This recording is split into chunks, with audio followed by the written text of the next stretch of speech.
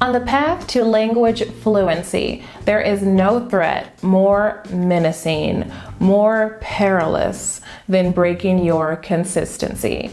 See, we can all get motivated and fired up for a time, but keeping that motivation, maintaining that consistency is a lot harder.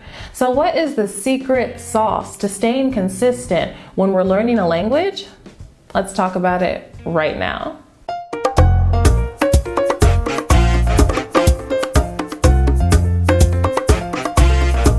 What's up, language leaders? Welcome back to the channel. If you're new here, if you're old here, I love you either way. Welcome. My name is Erica, and here I publish videos every week in English, Spanish, or sometimes French about language learning. Guys, we're almost to 1,000 subscribers, which is mind-blowing for me. So if you haven't done so already, help me get there. Subscribe and hit the notification bell so that you do not miss any of our videos. So today we are continuing our Framework to Fluency series, where I'm teaching you how to teach yourself any language. If you want the complete guide for this series, which I highly recommend that you download and keep handy, then you can get that completely for free at ericaelsewhere.com/framework, and I'll link to that below as well. But here is a reminder about the stages of our program. As I continue to create videos for this series, I am putting them on a playlist, but today we're moving on to accountability. I think that accountability is one of the most underrated, under-discussed, is that a word? Topics in the language learning community. It is so important to remember that after the newness of learning a language wears off, it often becomes hard to continue. Now, I've talked to many language learners over the years, and the ones who tell me the story of, yeah, I've been learning for so many years, I can understand quite a bit, I can't really speak it, they really all share a common thread. And that's that there has been a lack of accountability in their routine. And you're thinking, accountability? Well, I don't really like that word. It sounds too serious, and I learn languages for fun, okay? Okay, I get that, but let me tell you, there are few things more fun than being able to have a conversation, a meaningful conversation with another human being who speaks your target language, and watching those conversations get smoother and smoother over time. What is more enjoyable than that? So we have to find a way to keep our momentum. And how do we do that? We create accountability. And this accountability actually needs to be self-initiated. What do I mean by that? Well, let's look at our language learners who go through the traditional school system. They may not want to be there. They may be taking these classes out of obligation. And as we all know, their results are usually less than optimal.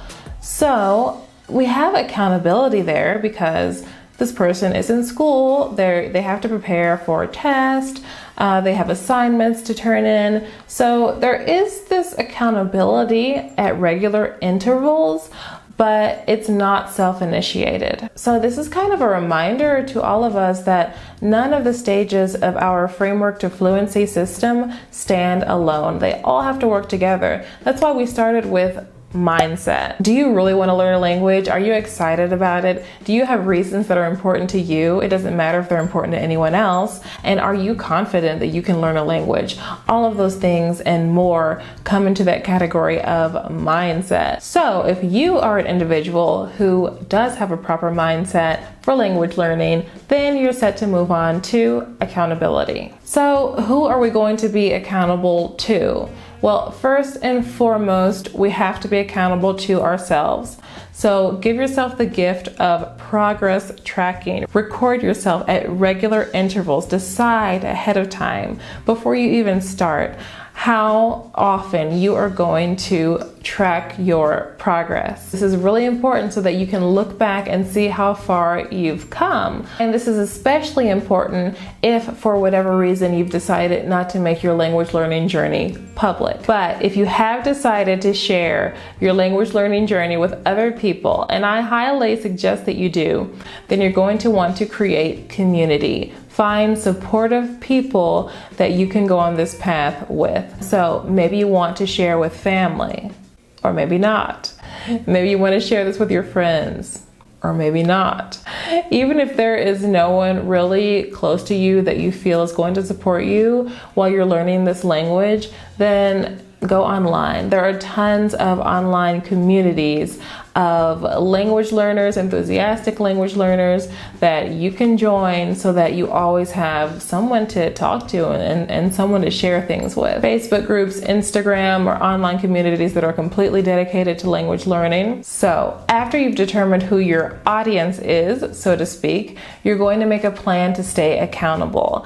And I don't just mean telling them, hey, I'm learning French. No, you have to go beyond that. Just making an announcement is not quite enough to motivate us day after day to be consistent with our learning. We have to go a little deeper than that. So you're going to make a plan as to how you can speak this language on a regular basis, either with or to these people, depending on if your community speaks your target language or not. And you're thinking, but how can I utilize the language on a regular basis in the beginning when I'm new? I'm just learning. How can I have any sort of meaningful dialogue or even a meaningful monologue? How can I do that? You can do it. You can use a method that I call prepare, practice, present.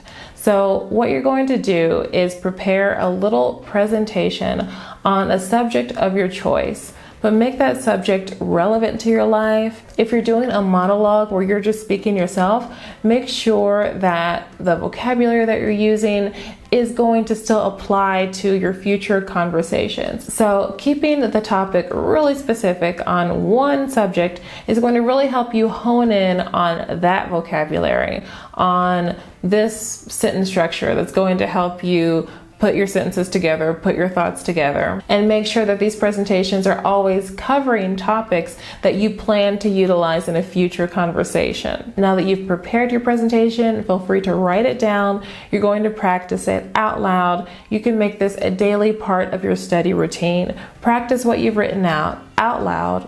This is going to go a long way in aiding your pronunciation and your confidence, which is going to help you in future conversation as well. Now, it's important to point out that you do want to make sure that your presentations are correct. When you're speaking spontaneously to a person later on down the road, you can't worry too much about your mistakes because you're going to make mistakes and you have to be okay with that. But for your presentation, you have complete control over what you're putting into it. And you're going to be practicing it so many times that it really is worth it to make sure that the words and the grammar are correct.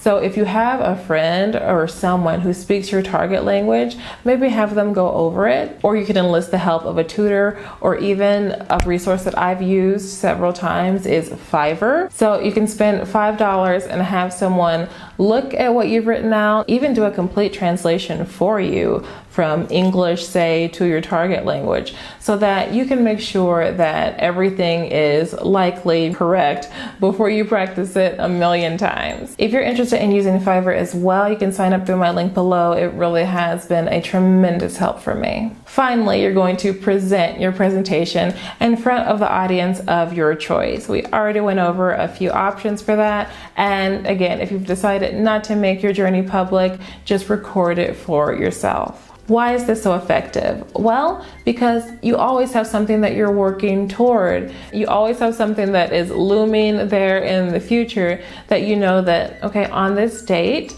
I have this presentation that I'm going to record, and it just makes you work a little harder, gives your language learning more purpose, and helps you stay consistent. The exact same thing is going to apply later when you get to the exchanges portion of the system. In other words, the conversations. The exact same things apply. Those conversations at regular intervals are going to help you stay consistent. The problem is many people give up before they even reach that point. Because once you reach that point, that conversational level, it's so exciting that it's much easier to continue. But when we're beginning and until we reach that phase, we have to find other ways in order to not quit. So the prepare, practice, and present method is very effective. When you prepare, it gives you an opportunity to work on output. As a beginner, input is going to be the number one thing that you're going to be doing. You're going to be listening a lot, reading a lot, but doing these little presentations helps you take what you've learned and practice piecing it together into meaningful phrases, sentences, and thoughts. And seeing that you can do that yourself is very motivational. And even as we discussed earlier, if you have someone help you put that together, that's still okay, because the practice portion of this method is going to embed all of that vocabulary and grammar into your head, even if you didn't come up with all of the words yourself. You're going to repeat, repeat, repeat, because you know that you're going to have to reproduce this. And then when you present, whether that's in the form of a short video that you upload to your social media or into your language learning community, or a little small conversation that you have with a friend, however you've chosen to present, you're going to be under a small amount of healthy pressure. And that's good practice for your bigger conversations. If you do this on a regular basis, you're going to be able to go into those bigger conversations with a little less intimidation. I mean, I believe that this is seriously one of the biggest things that made the difference for me and my results with Spanish. I was very motivated to learn the language for the purpose of the ministry, but I was also in an environment where I had presentations that I had to prepare, practice, and present on a regular basis. I also had to prepare to teach other people in their language, in a language that was not my own, and present that information. So that required a lot of preparation, a lot of dedication, a lot of practice. And even if your circumstances are not the same, you can do your best to mimic this accountability into your language learning routine. Now, we'll discuss in a future video how getting to the exchanges or conversational stage is going to go a long way in helping with your accountability as well. I'm just now getting to this point with French. It's very exciting for me. At the 4-month mark, I started having conversations. That was earlier than I had expected.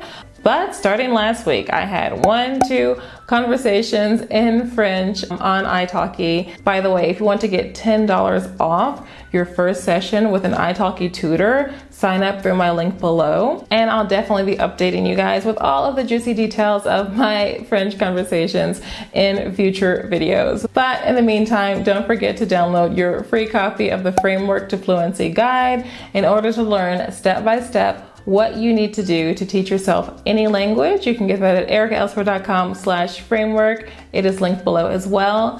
Like this video if you liked it, guys. Give me a big fat thumbs up and subscribe to the channel. Those things help me so much to support my channel. So tell me what you think. How do you plan to stay accountable? Let us know in the comments below. But know that if you write it below, I will hold you accountable. Thank you guys for being with me. I appreciate you so much. Don't forget to go out and live a new language today.